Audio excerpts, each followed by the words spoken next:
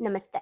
ಓದ್ತಾ ಇರೋ ಪುಸ್ತಕದ ಹೆಸರು ಮ್ಯಾನೇಜ್ಮೆಂಟ್ ಭಗವದ್ಗೀತೆ ಯಶಸ್ಸಿಗೆ ಕೃಷ್ಣನ ಸೂತ್ರಗಳು. ಬರೆದಿರೋದು ಮಹಾಬಲ ಸೇತಾಳಭಾವಿ ಸರ್. ಇವತ್ತಿಂದ ಹೊಸ ಚಾಪ್ಟರ್ನ ಓದೋಣ. ಚಾಪ್ಟರ್ನ ಹೆಸರು ಸಾವಿರ ಹೆಂಡರ ಗಂಡ. ಎಷ್ಟು ಚೆನ್ನಾಗಿದೆ ಚಾಪ್ಟರ್ ಅಲ್ವಾ? ಹೆಣ್ಮಕ್ಳು ಬೈಕೋತಾರೆ, ಗಂಡು ಮಕ್ಳು ನೋಡಿದ್ಯಾ ಕೃಷ್ಣನೇ 1000 ಜನದ ಮದ್ವೆ ಆಗಿಲ್ವಾ ಅಂತ ಹೇಳಿರೋ ಡೈಲಾಗ್ಸ್ನ ನೀವು ನೋಡಿರ್ಬೋದು. ಆದ್ರೆ ಈಗ ನೀವು ತಿಳ್ಕೊಳ್ತೀರಾ ಕೃಷ್ಣ ನಿಜವಾಗ್ಲೂ ಮದ್ವೆ ಆದ್ರ, ಯಾರನ್ನ ಮದ್ವೆ ಆದ್ರು, ಯಾಕೆ ಮದ್ವೆ ಆದ್ರು, ಮದ್ವೆಯ ಹಿಂದೆ ಕೃಷ್ಣನಿಗಿದ್ದಂತಹ ಸ್ಪಷ್ಟ ಉದ್ದೇಶ ಏನು, ಮದ್ವೆ ಅಂದ್ರೆ ಅವ್ರು ಯಾಕಾದ್ರು, ಆ ಥರ ಇವತ್ತು ಯಾರಾದ್ರೂ ಆಗ್ತಾ ಇದ್ದಾರಾ, ಅದನ್ನ ನಾವು ನೋಡೋಣ. ಓಕೆ, ಮೊದಲನೇದು, ಕಾಮರೂಪದ ದೊರೆ ಒಬ್ರು ಬೃಂದಾವನದಲ್ಲಿ 16,000 ಯುವತಿಯರನ್ನ ವಶಪಡಿಸ್ಕೊಂಡಿದ್ದ. ಅಂದ್ರೆ 16,000 ಜನ ಯಾರಿದ್ರು ಹೆಣ್ಮಕ್ಳು, ಅವರ ಗಂಡಂದಿರ್ನ ಇವನು ಕೊಂದು ಬಿಟ್ಟಿದ್ದ. 16,000 ಜನ ಗಂಡಂದಿರ್ನ ಕೊಂದು ಅವರ ಹೆಂಡತಿದಿರ್ನ ಇವನು ವಶಪಡಿಸ್ಕೊಂಡಿದ್ದ. ಅಂದ್ರೆ ಇವನು ತುಂಬಾ ಕ್ರೂರಿ, ಕೆಟ್ಟವನು. ಓಕೆ, ಆ ಸಮಯದಲ್ಲಿ ಅವನೊಬ್ಬ ಪ್ರಶ್ನಾತೀತ ರಾಜ ಆಗಿದ್ದ. ತನ್ನ ಶೌರ್ಯದಲ್ಲಿ ವಿಪರೀತ ನಂಬಿಕೆ ಹೊಂದಿದ್ದ. ಯಾರಿಗೂ ಹೆದರ್ಕೊಳ್ತಿರ್ಲಿಲ್ಲ, ಅಂಜುತ್ತಿರ್ಲಿಲ್ಲ. ಧರ್ಮ ಅಂತೂ ಇಲ್ವೇ ಇಲ್ಲ ಅವನ ಲೈಫಲ್ಲಿ. ಆ ಥರ ಇದ್ದಾಗ ಕೃಷ್ಣ ಅವನಿಗೆ ಪಾಠ ಕಲಿಸ್ಬೇಕು ಅಂತ ಅಲ್ಲಿಗೆ ಹೋಗಿ ಬಹಿರಂಗ ಯುದ್ಧವನ್ನ ಸಾರಿದಾಗ ಈ ಯುದ್ಧದಲ್ಲಿ ನಾನ್ ಗೆದ್ರೆ ನೀನು 16,000 ಜನ ಹೆಣ್ಮಕ್ಳನ್ನ ನನ್ ಜೊತೆ ಕಳ್ಸ್ಕೊಡ್ಬೇಕು ಅಂತ ಕೃಷ್ಣ ಹೇಳದ ಮೇಲೆ ವಾದ ಯುದ್ಧ ಶುರುವಾಯ್ತು. ಆಬ್ವಿಯಸ್ಲಿ ಕೃಷ್ಣ ಗೆದ್ರು. ಸೊ 16,000 ಜನ ಯುವತಿಯರನ್ನ ಬಿಡುಗಡೆ ಕರ್ಕೊಂಡು ಬಂದ್ರು ಕೃಷ್ಣ. ಆದ್ರೆ ಇಲ್ಲಿ ಕೃಷ್ಣನ್ಗೆ ಒಂದು ಸಮಸ್ಯೆ ಎದುರಾಯ್ತು. ಮಾಡಿದ್ದು ಒಳ್ಳೆ ಉದ್ದೇಶನೇ, ಅಂದ್ರೆ 16,000 ಜನ ಹೆಣ್ಮಕ್ಳನ್ನ ಬಿಡಿಸ್ಬೇಕು ಅಂತಾನೆ ಮಾಡಿದ್ರು ಕೃಷ್ಣನೇ ಸಿಗಾಕೊಂಡ್ಬಿಟ್ರು. ಏನು ಈ ಒಂದು ಇದ್ರಲ್ಲಿ 16,000 ಜನ ಬಿಡಿಸಿದ್ಮೇಲೆ ಕೃಷ್ಣಂಗೆ ಪ್ರಾಬ್ಲಮ್ ಬಂತು. ಏನ್ ಪ್ರಾಬ್ಲಮ್ಮು, ಅದನ್ನ ಕೃಷ್ಣ ಹೇಗೆ ನಿಭಾಯಿಸಿದ್ರು? ಆ ಎಲ್ಲ ಯುವತಿಯರು ಕೃಷ್ಣನ್ಗೆ ಗಂಟು ಬಿದ್ರು ಇನ್ ದ ಸೆನ್ಸ್, ಗಂಡಂದಿರಿಲ್ಲ ನಮ್ಗೆ. ಅವಾಗಿನ ಒಂದು ಕಾಲದಲ್ಲಿ ಗಂಡಂದಿರಿಲ್ಲ ಅಂದ್ರೆ ಹೆಣ್ಮಕ್ಳಿಗೆ ಏನೆಲ್ಲ ಪರಿಸ್ಥಿತಿಗಳಿತ್ತು ಅಂತ ನಮ್ಗೆಲ್ಲ ತಿಳ್ಕೊಂಡಿದೀವಿ ಅಲ್ವಾ? ಸೊ ಹಂಗಿದ್ದಾಗ ನಾವ್ ಏನ್ ಮಾಡ್ಬೇಕು, ಇವಾಗ ನಾವ್ ಹೇಗ್ ಬದುಕ್ಬೇಕು, ನಮಗ್ ಗೊತ್ತಾಗ್ತಾ ಇಲ್ಲ ಅಂತ ಹೇಳಿ ಕೃಷ್ಣನ್ಗೆ ನೀನೇ ನಮ್ಮನ್ನೆಲ್ಲ ನೋಡ್ಬೇಕು, ನಿನ್ನ ಅಧೀನದಲ್ಲಿ ನಾವ್ ಇದ್ಬಿಡ್ತೀವಿ, ನಮ್ಮನ್ ಯಾರ್ ಮದ್ವೆ ಆಗ್ತಾರೆ ಅಂತೆಲ್ಲ ಅವ್ರು ಹೇಳ್ದಾಗ, ನಮಗೆ ನೀನೇ ದಿಕ್ಕು ಅಂದಾಗ ಕೃಷ್ಣನಿಗೆ ನಿಜಕ್ಕೂ ಅದೊಂದು ಸಂದಿಗ್ಧ ಪರಿಸ್ಥಿತಿ, ಅಂದ್ರೆ ಒಂಥರ ಕಷ್ಟಕ್ಕೆ ಸಿಗಾಕೊಂಡ್ರು. ಆದ್ರೆ ಇನ್ನೊಬ್ಬರ ವಶದಲ್ಲಿದ್ದವರನ್ನು ಯಾರಾದರೂ ಮದುವೆಯಾಗುವುದು ಧರ್ಮಕ್ಕೆ ವಿರೋಧ. ಅಂದ್ರೆ ಒಬ್ರು ವಶದಲ್ಲಿರೋರು ಅಂದ್ರೆ ಒಬ್ರನ್ನ, ಅದಕ್ಕೆ ನೋಡಿ ಹೇಳೋದು, ಈವನ್ ಧರ್ಮಕ್ಕೆ ವಿರೋಧ ಅಂದ್ರೆ ನೀವು ಡಿವೋರ್ಸ್ ಅಂತ ಬಂದಾಗ ಗಂಡ ಹೆಂಡತಿ ಲೀಗಲಿ ಡಿವೋರ್ಸ್ ಆದ್ಮೇಲೆ ಅವರಿಬ್ರು ಬೇರೆ ಮದ್ವೆ ಆಗ್ಬೋದು ಅಂತ ಕಾನೂನು ಕೂಡ ಇದೆ. ಅಂದ್ರೆ ಒಟ್ಟಿಗೆ ಇದ್ದಾಗ ವಿತೌಟ್ ಡಿವೋರ್ಸ್, ಲೀಗಲ್ ಆಗಿ ಅವ್ರ ಮಧ್ಯೆ ಡಿವೋರ್ಸ್ ಆಗಿಲ್ಲ ಅಂದ್ರೆ ಬೇರೆ ಮದ್ವೆ ಮಾಡ್ಕೊಳ್ಬಾರ್ದು. ಹಾಗೆ ಒಂದು ಮದ್ವೆ ಸಂಬಂಧದಲ್ಲಿರುವಂತಹ ಗಂಡ ಹೆಂಡತಿ ಬೇರೆ ಗಂಡ ಅಥವಾ ಬೇರೆ ಗಂಡು ಅಥವಾ ಬೇರೆ ಹೆಣ್ಣಿನ ಜೊತೆ ಸಂಬಂಧ ಇಟ್ಕೊಂಡ್ರೆ ಅದನ್ನ ಅಕ್ರಮ ಸಂಬಂಧ ಅಂತಾನೆ ಕರೀತಾರೆ ಅಲ್ವಾ? ಯಾಕೆ ಅಂತಂದ್ರೆ ಅದು ಅಕ್ರಮ ಸಂಬಂಧನೇ, ಧರ್ಮಕ್ಕೆ ವಿರುದ್ಧವಾಗಿದೆ ಅಂತ. ಅದು ಕೃಷ್ಣನಿಂದನೂ ಬಂದಿದೆ. ಅದಕ್ಕೆ ನಾನು ಹೇಳೋದು, ಇವಾಗಿನ ಎಲ್ಲ ರೂಲ್ಸ್ ಏನಿದೆ ಅದೆಲ್ಲ ಕೂಡ ಈಗ ಮನುಷ್ಯ ಕ್ರಿಯೇಟ್ ಮಾಡಿರೋದಾದ್ರೂ ಸಹ ಅದು ಭಗವಂತನಿಂದಾನೇ ಬಂದಿದೆ ಅಂತ. ಅಂದ್ರೆ ಧರ್ಮದಿಂದ ಒಬ್ರು ವಶದಲ್ಲಿ ಇಲ್ಲ, ಆ ವಶದಿಂದ ಬಿಡಿಸ್ಕೊಂಡ್ಮೇಲೆ ಮದ್ವೆ ಆಗ್ಬೋದು, ಆ ತರ ಕಂಡೀಷನ್ ಅವಾಗ್ಲೂ ಇತ್ತು. ಸೊ ಅಲ್ಲಿಂದ ಅವಾಗ ಈ ಧರ್ಮದ ವಿರುದ್ಧ ಆಗತ್ತೆ ಅಂದಾಗ ಕೃಷ್ಣ ಏನ್ ಮಾಡಿದ್ರು, ಅವ್ರು ಎಲ್ಲರನ್ನು ರಕ್ಷಿಸೋ ಸಲುವಾಗಿ, ಅವ್ರನ್ನ ಬೇರೆ ಆಪ್ಷನ್ನೇ ಇಲ್ಲ ಅನ್ನೋ ಸಲುವಾಗಿ ಇವರೆಲ್ಲರನ್ನು ನಾನೇ ಮದ್ವೆ ಆಗ್ತೀನಿ ಅಂತ ಘೋಷಣೆ ಮಾಡಿದ್ರು. ಮದ್ವೆ ಆಗ್ತೀನಿ ಅಂತ ಅಂದ್ರೆ ಅವ್ನು ಯಾರ ಜೊತೆಗೂ ಸಂಸಾರ ಮಾಡ್ಲಿಲ್ಲ. ನೀವ್ರೆಲ್ಲರೂ ನನ್ನ ಹೆಂಡ್ತಿದಿರು, ಅಂದ್ರೆ ನನ್ನ ಜವಾಬ್ದಾರಿ ಇದು ಅಂತ ರೆಸ್ಪಾನ್ಸಿಬಿಲಿಟಿ ತಗೊಂಡ್ರು.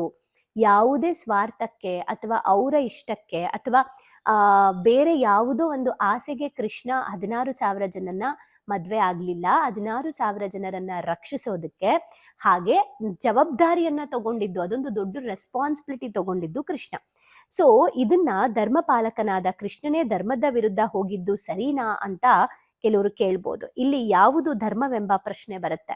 ಕಷ್ಟದಲ್ಲಿರುವವರನ್ನು ಕಾಪಾಡುವುದು ಧರ್ಮ, ಅವರಿಗೆ ಉತ್ತಮ ಬದುಕು ಕಲ್ಪಿಸಿಕೊಡುವುದು ಧರ್ಮ. ಇಷ್ಟೆಲ್ಲ ಧರ್ಮ ಕಾರ್ಯಗಳ ಮುಂದೆ ಬೇರೆಯವರ ವಶದಲ್ಲಿದ್ದವರನ್ನು ಮದುವೆಯಾಗುವ ಒಂದು ಅಧರ್ಮದ ಕೆಲಸ ಮಾಡಿದರೆ ತಪ್ಪಿಲ್ಲ ಎಂದು ಕೃಷ್ಣ ನಿರ್ಧರಿಸಿದ.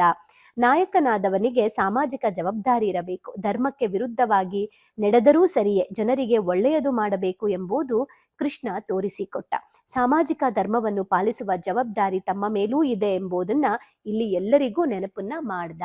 ಅಂದ್ರೆ ಸಮಟೈಮ್ಸ್ ನಾವು ಒಳ್ಳೆದನ್ನ, ಅದಕ್ಕೆ ನೋಡಿ ಭಗವದ್ಗೀತೆಯಲ್ಲಿ ಇನ್ನೊಂದು ಮಾತಿದೆ, ಅಪ್ರಿಯವಾದ ಸತ್ಯವನ್ನ ಹೇಳ್ಬೇಡಿ ಅಂತ. ಅಂದ್ರೆ ಆ ಸತ್ಯನೇ ಆಗಿದ್ದು, ಅಪ್ಪ ನಾನ್ ಸುಳ್ಳೇ ಹೇಳಲ್ಲ, ನಾನ್ ಸತ್ಯನೇ ಹೇಳೋದು ಅಂತ. ನಂಗೆ ರೀಸೆಂಟ್ ಆಗಿ ಒಬ್ರು ಇಸ್ಕಾನ್ ಅಲ್ಲಿ ವರ್ಕ್ ಮಾಡೋರು ತುಂಬಾ ಪರಿಚಯ ಇದ್ದಾರೆ.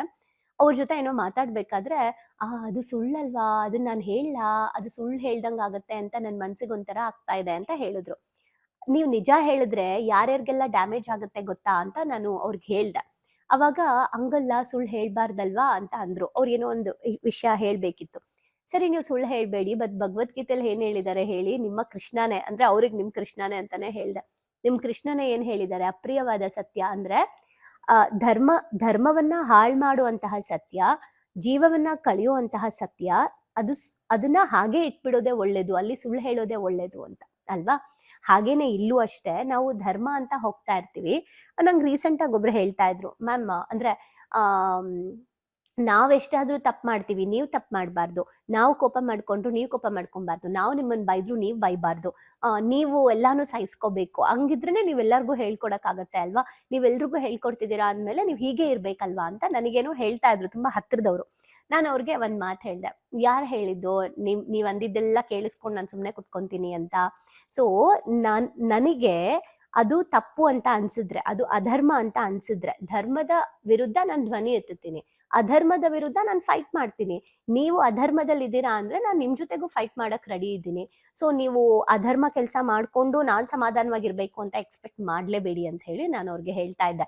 ನಿಮಗ್ ಧೈರ್ಯ ಇಲ್ಲ ನನ್ನನ್ನು ಫೇಸ್ ಮಾಡಕ್ಕೆ, ಅದಕ್ಕೆ ನೀವು ನನ್ನನ್ನ ಏನು ಟ್ರ್ಯಾಪ್ ಮಾಡಕ್ ಟ್ರೈ ಮಾಡ್ತಿದ್ದೀರಾ, ಆ ಟ್ರ್ಯಾಪ್ಗೆಲ್ಲ ನಾನು ಬೀಳಲ್ಲ ಅಂತ ಹೇಳ್ತಾ ಇದ್ದೆ. ಯಾವ್ದೋ ಅಂದ್ರೆ ಹತ್ರದವ್ರು ಏನೋ ಒಂದು ಕಾಮಿಡಿ ವಿಚಾರಕ್ಕೆ.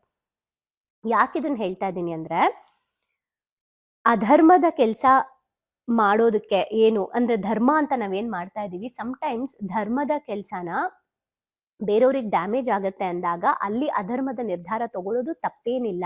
ಅಂದ್ರೆ ನಮ್ ಲೈಫಲ್ಲಿ ಈ ಡಿಸಿಷನ್ ತಗೋಬೇಕಿತ್ತು. ಇದೆಲ್ಲದಕ್ಕಿಂತ ಮುಖ್ಯ, ನಾವು ಮಾಡ್ತಾ ಇರೋ ಉದ್ದೇಶ ಸರಿ ಇದ್ದು ಸಮಾಜಮುಖವಾಗಿದ್ದಾಗ ನಾವು ಅದಕ್ಕೆ ಬೇಕಾದಂತಹ ಜವಾಬ್ದಾರಿಗಳನ್ನ ತಗೊಳಕ್ಕೆ ಸಮ್ಟೈಮ್ಸ್ ಕೆಲವೊಂದನ್ನ ಸ್ಯಾಕ್ರಿಫೈಸ್ ಮಾಡ್ಬೇಕಾಗತ್ತೆ, ಸುಳ್ಳು ಹೇಳ್ಬೇಕಾಗತ್ತೆ, ಅಧರ್ಮ ಮಾಡ್ಲೇಬೇಕಾಗತ್ತೆ. ಆದ್ರೆ ಅದರ ಉದ್ದೇಶ ಸ್ಪಷ್ಟವಾಗಿರ್ಬೇಕು, ಅದರಿಂದ ಜನಕ್ಕೆ ಒಳ್ಳೇದಾಗ್ಬೇಕು. ಒಳ್ಳೇದು ಮಾಡುವಂತ ಒಂದು ಪಾತಲ್ಲಿ ನೀವಿದ್ದೀರಾ ಅಂದ್ರೆ, ನೀವು ಒಂದು ಅಧರ್ಮವನ್ನ ಮಾಡಿದ್ರು ಅದು ಪಾಪ ಅಲ್ಲ ಅನ್ನೋದನ್ನ ಕೃಷ್ಣ ತೋರಿಸ್ಕೊಡಕ್ಕೋಸ್ಕರ 16,000 ಜನನ ಮದ್ವೆ ಆಗಿರೋದನ್ನ ಇಲ್ಲಿ ನಾವು ತಿಳ್ಕೊಬಹುದು. ಸೊ ನಿಮ್ ಲೈಫಲ್ಲಿ ಅಯ್ಯೋ ನಾನು ತಪ್ಪು ಮಾಡ್ಬಿಟ್ಟೆ ಅಂತ ಏನಾದ್ರು ನಿಮ್ಗೆ ಅನ್ನಿಸ್ತಾ ಇದ್ರೆ ಯೋಚನೆ ಮಾಡಿ, ಆ ತಪ್ಪಿನ ಹಿಂದೆ ನಿಮ್ಮ ಉದ್ದೇಶ ಕ್ಲಿಯರ್ ಆಗಿದ್ರೆ ಇವತ್ತೇ ಆ ಗಿಲ್ಟನ್ನ ಬಿಟ್ಬಿಡಿ. ಇಲ್ಲ ಮೇಡಮ್ ನನ್ನ ಉದ್ದೇಶ ಸರಿ ಇರ್ಲಿಲ್ಲ ಅಂದ್ರೆ ಇವಾಗ ಅದನ್ನ ತಿದ್ಕೊಳ್ಳಿ. ಒಟ್ನಲ್ಲಿ ಈ ಚಾಪ್ಟರ್ ಇಂದ ಏನ್ ಸೂಕ್ಷ್ಮವಾಗಿ ನೀವು ಅರ್ಥ ಮಾಡ್ಕೊಂಡ್ರಿ ಅಂತ ಕಮೆಂಟ್ ಮಾಡಿ. ಭಾವನೆಗಳಿಗೊಂದು ಶಾಲೆಗೆ ಬಂದು ತುಂಬಾ ಖುಷಿ ಆಯ್ತು. ಲೈಫಲ್ಲಿ ತುಂಬಾ ಅಂದ್ರೆ ತುಂಬಾ ಕ್ಲಾರಿಟಿ ಬಂದಿದೆ. ತುಂಬಾನೇ ಬದಲಾವಣೆ ಆಗಿದೆ. ನಂಗೆ ತುಂಬಾ ಖುಷಿ ಇದೆ ನಾನು ಇಲ್ಲಿಗೆ ಬಂದಿರೋದು. ನನಗೆ ತುಂಬಾ ಖುಷಿ ಆಗ್ತದೆ. ಪ್ರತಿಯೊಂದಕ್ಕೂ ಸ್ಫೂರ್ತಿ ಸಿಕ್ಕಿದೆ, ನೆಮ್ಮದಿ ಸಿಕ್ಕಿದೆ. ಒನ್ ವರ್ಡ್ ಅಲ್ಲಿ ಹೇಳ್ಬೇಕಂದ್ರೆ ಇಟ್ ಈಸ್ ಅಲ್ಟಿಮೇಟ್. ಲೈಫ್ ತುಂಬಾ ಕಾಂಪ್ಲಿಕೇಟ್ ಅನ್ಕೊಂಡಿದ್ದೆ, ಬಟ್ ಈ ಕ್ಲಾಸಿಗೆ ಸೇರಿದ್ಮೇಲೆ ತುಂಬಾ ಈಸಿಯಾಗಿ ಅರ್ಥಪೂರ್ಣವಾಗಿ ಹೇಗೆ ಜೀವಿಸ್ಬೇಕು ಅನ್ನೋದು ಗೊತ್ತಾಯ್ತು. ಆಕ್ಚುಲ್ ಆಗಿ ನಂಗೆ ತುಂಬಾ ಖುಷಿ ಇದೆ ನಾನು ಇಲ್ಲಿಗೆ ಬಂದಿರೋದು. ಈ ಒಂದು ವರ್ಕ್ಶಾಪ್ ಬಂದಿರೋ ಉದ್ದೇಶ ಅಂದರೆ ತಾರಾ ಮೇಡಮು ಏನೇ ಕೊಟ್ಟರು ಒಂದು ಅದ್ಭುತವಾಗಿ ಸ್ಪೆಷಲ್ ಆಗಿ ಕೊಡ್ತಾರೆ ಅನ್ನೋ ನಂಬಿಕೆ ಇದೆ. ಈ ಒಂದು ವರ್ಕ್ಶಾಪಲ್ಲಿ ಇನ್ನೂ ಅದ್ಭುತವಾಗಿ ಸಿಗ್ತದೆ ಅಂತ ನಂಬ್ಕೊಂಡು ಬಂದಿದ್ದೀನಿ. ಖಂಡಿತ ಆಗುತ್ತೆ. ಡೈಲಿ ಹೊಸ ಹೊಸ ಟಾಪಿಕ್ ನಾವು ಡೈಲಿ ವೇಟ್ ಮಾಡ್ತಾ ಇರ್ತೀವಿ, ಇವತ್ತೇನು ಹೇಳ್ಕೊಡ್ತಾರೆ, ನಾಳೆ ಏನು ಹೇಳ್ಕೊಡ್ತಾರೆ ಅಂತೇಳಿ. ನಾನು ಎಲ್ಲರಿಗೂ ಹೇಳೋದಷ್ಟೇ, ಅವ್ರು ಕೊಡೋ ಎಲ್ಲ ಟಾಸ್ಕ್ನು ಚೆನ್ನಾಗಿ ಫಾಲೋ ಅಪ್ ಮಾಡಿದರೆ ನಿಮ್ಮ ಜೀವನ ಇನ್ನೂ ತುಂಬ ಚೆನ್ನಾಗಿರುತ್ತೆ. ಎಜುಕೇಶನ್ ಬಂದ್ಮೇಲೆ ನನ್ನ ಲೈಫ್ ಸೇವ್ ಆಯ್ತು ಅಂತಾನೆ ಹೇಳ್ಬೋದು. ಸೊ ಬಹಳನೇ ಖುಷಿ ಇದೆ.